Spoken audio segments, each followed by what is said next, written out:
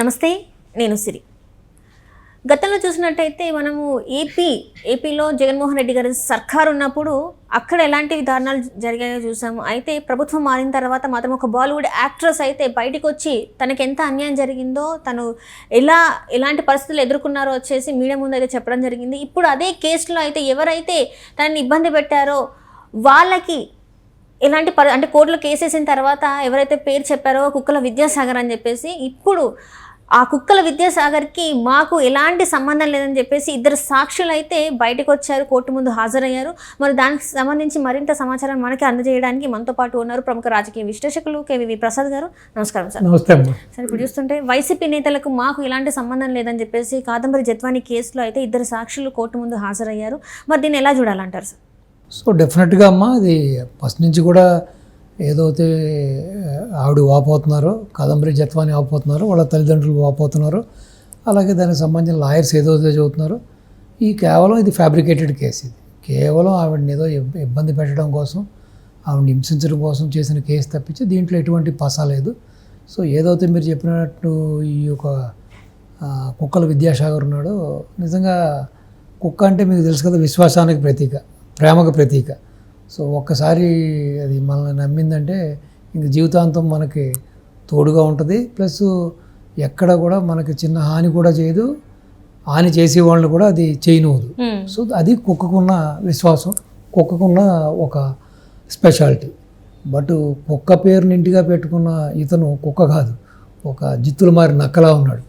అతని వేషాలు కానీ, అమ్మాయి విషయంలో అతను అశ్లీల వీడియోలు కానీ ఇవి కానీ చూస్తుంటే పరమ దుర్మార్గుల్లా ఉన్నాడు.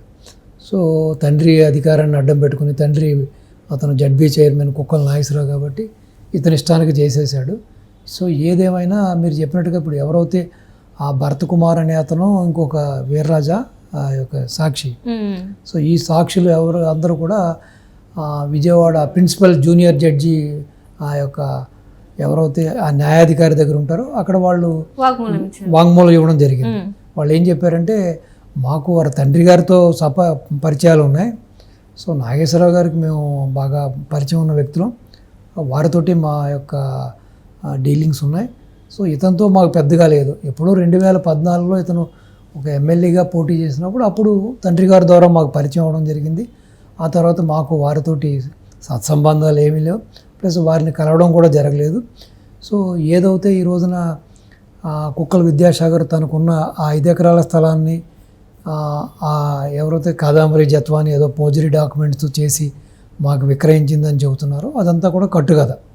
అటువంటిది ఏమీ జరగలేదు, ఆవిడ ఏమీ ఫోర్జరీ చేయలేదు, మాకు ఇవ్వననుకోలేదు. సో రెండవది, ఎక్కడో బాంబేలో ఉన్న ఆవిడకి అతనికి ఎక్కడ స్థలం ఉంది, ఎక్కడ పొలం ఉంది ఏం తెలుస్తుంది. సో ఇది కేవలం ఆవిడని హింసించడం కోసం. ప్లస్ మేము వాళ్ళ తండ్రి గారితో మాకు అవినాభావ సంబంధం ఉంది కాబట్టి మేము ఆ పనులకి ఈ పనులకి వాళ్ళని ఆయన దగ్గరికి వెళ్తా పోతూ ఉంటాం కదా.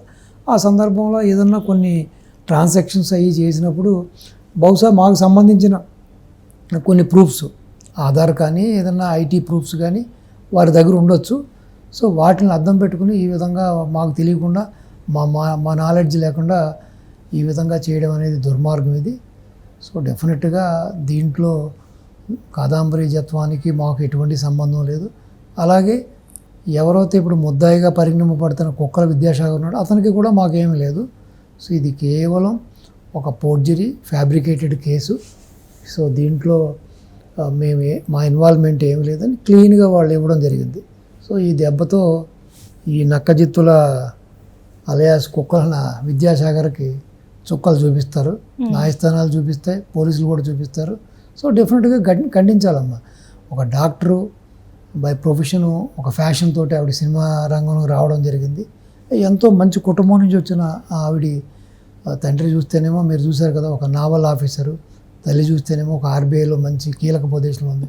వాళ్ళ అకౌంట్లు సీజ్ చేసి ఇక్కడి నుంచి అక్కడికి వెళ్ళి రెక్కీలు చేసి, ఈ ఐపీఎస్లు కూడా ఎంత దారుణంగా ప్రవర్తించారంటే, ఇంత దారుణంగా ఈ దేశ చరిత్రలో ఎవరు ఇంతవరకు చేసి ఉంటారు. అంటే జగన్మోహన్ రెడ్డి గవర్నమెంట్లో సబ్ చల్తాయి అంటారు కదా, అలాగే వీళ్ళందరూ కూడా ఈ విధంగా రెచ్చిపోయి ఎవరో కొంతమంది పార్టీకి ముఖ్యమైన నాయకుల యొక్క మెప్పు కోసం మరీ పెంపుడు కుక్కని అనడం కూడా తప్పే, ఎందుకంటే కుక్కతో పోల్చకూడదు, కుక్క విశ్వాసానికి ప్రతీక కాబట్టి ఈ విధంగా ఇటువంటి దుర్మార్గానికి పాల్పడ్డారు కాబట్టి సో దీంట్లో ఈ ఐపీఎస్లు కానీ కుక్కల విద్యాసాగర్ కానీ ఎవరైనా సరే ఎవరెవరు దీంట్లో ఇన్వాల్వ్ అయ్యారో ఎవరెవరు కాదంబరి జత్వాని కుటుంబాన్ని మానసికంగా చిత్రహింసలు గురి చేశారో చూసాం మనం. గతంలో ఆవిడ చాలా చెప్పింది, ఆవిడ ఆ యొక్క పీరియడ్స్ టైంలో కూడా ప్యాడ్స్ కూడా ఇవ్వకుండా ఏ విధంగా ఇబ్బంది పెట్టారు,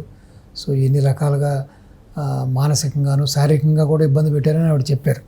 సో తీసుకొచ్చి ఆ VTPS Vijayawada thermal power station guest హౌస్లో పెట్టి ఆవిడని ఏ విధంగా భయభ్రాంతులకు గురి చేశారు, ఇబ్బంది పెట్టారు అన్నది కూడా ఆవిడ చెప్పడం జరిగింది. ఏదేమైనా ఇంకొక స్త్రీమూర్తికి ఇటువంటిది జరగకుండా ఉండాలంటే ఇప్పుడున్న ఈ కూటమి ప్రభుత్వం కూడా, ఈ కోర్టులు, ఈ న్యాయస్థానాలు కూడా ఈ విషయాన్ని చాలా సీరియస్గా తీసుకుని దీన్ని పూర్తిగా సమూలంగా విచారణ చేసి, ఇప్పటికే విచారణ ఒక కొలిక్కి వచ్చేస్తుంది, ఆల్రెడీ చాలా విషయాలు బహిర్గతం కూడా అయినాయి కాబట్టి సో డెఫినెట్గా మరొక్కసారి ఇటువంటి తప్పుడు కేసులు పెట్టడానికి, ఈ విధంగా కొన్ని కుటుంబాలని ఇబ్బంది పెట్టడానికి చూసే పోలీసు అధికారులైనా ప్రజాప్రతినిధులైనా సరే వెన్నులో చలి పుట్టాలి, వెన్నులో వణుకు పుట్టాలి. అమ్మో ఈ పని చేస్తే రేపొద్దున తాట తీస్తుంది చట్టం, ఈ పని చేస్తే మనల్ని ప్రభుత్వాలు ఊరుకో అనే విధంగా కఠినంగా శిక్షించి మీరు చెప్పినట్టుగా కాదంబరి జత్వాని కుటుంబానికి న్యాయం జరగాలని, సో డెఫినెట్గా తద్వారా ఈ దోషులందరికీ కూడా శిక్ష పడాలని మీ ద్వారా కోరుతున్నాను. అంటే ఇక్కడ చూసినట్టయితే సార్, ఏదైతే ఆ భూమి ప్లేస్ మనం మాట్లాడుకున్నట్టయితే జగ్గైపేటలో ఉన్న భూమి, దాని మీద నకిలీ డాక్యుమెంట్స్ ఫోర్జరీ చేసి ఇలాంటివి చేశారు, మరి దాని మీద కూడా శిక్షలు పడే అవకాశం ఉందంటారు? ఎందుకంటే నకిలీ డాక్యుమెంట్స్ ఫోర్జరీ చేయడం అనేది పెద్ద క్రైమ్. అది ఇప్పుడు క్రైమ్కి సంబంధించిన కూడా వాళ్ళ మీద కేసులు పెట్టే డెఫినెట్గా అమ్మా. ఇప్పుడు చట్టంలో ఎన్నో సెక్షన్స్ ఉన్నాయి, డిఫరెంట్ సెక్షన్స్ ఉన్నాయి. ఇప్పుడు మానసికంగా హింసించినందుకు, శారీరక హింసించినందుకు, ఈ విధంగా పోజీ డాక్యుమెంట్లు హింసించినందుకు, తప్పుడు కేసులు పెట్టినందుకు, తప్పుడు ఆరోపణలు చేసినందుకు, సో డిఫర్మేషన్ సూట్ అయ్యొచ్చు ఆవిడ, సో చాలా ఉన్నాయి దీంట్లో. సో డెఫినెట్గా అన్ని రకాలుగా కూడా చట్టం దాన్ని పరిగణలోకి తీసుకుంటుంది, డెఫినెట్గా శిక్షించాలి కూడా.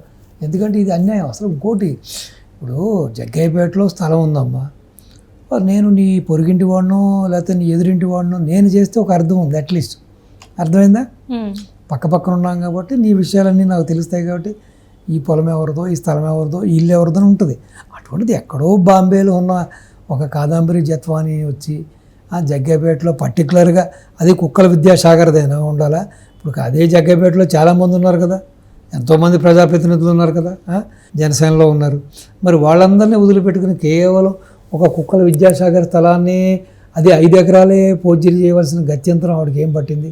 ఇది కేవలం అంటే ఏంటంటే ఏ వంక లేనుడు డొంకట్టు గడిచినట్టుగా ఏ ఆధారం లేకుండా ఏదో విధంగా ఆవిడ్ని ఈ కేసులో ఇరికించి ఆవిడ్ని భయభ్రాంతులు చేయడం కోసం చేసిన కుట్ర తప్పించి దీంట్లో ఎటువంటి ప్రైమా ఫేసి కనిపించట్లేదు. సో డెఫినెట్గా ఎవరెవరితో దీంట్లో ఇన్వాల్వ్ అయ్యారో వాళ్ళందరినీ కూడా కఠినంగా శిక్షించాలి. తద్వారా చట్టం మీద కూడా ప్రజల్లో నమ్మకం కుదురుతుంది. అలాగే ఇప్పుడున్న రాజకీయ నాయకులు కానీ ఈ కూటమి ప్రభుత్వం మీద కూడా ఒక గౌరవం కూడా కుదురుతుంది. కాబట్టి ఈ కూటమి ప్రభుత్వం కూడా దీన్ని చాలా సీరియస్గా తీసుకుని ఆ దిశగా ఎవరైతే ఈ రోజున ఆ బాధితురాలు కాదంబరి జత్వాని మరియు వారి తల్లిదండ్రులు ఉన్నారో వాళ్ళకి న్యాయం చేసే దిశగా ఈ కూటమి ప్రభుత్వం, ఈ చట్టాలు కూడా చర్యలు తీసుకోవాలని మీ ద్వారా మనస్ఫూర్తిగా వాళ్ళని ప్రార్థిస్తూ అర్థిస్తున్నా.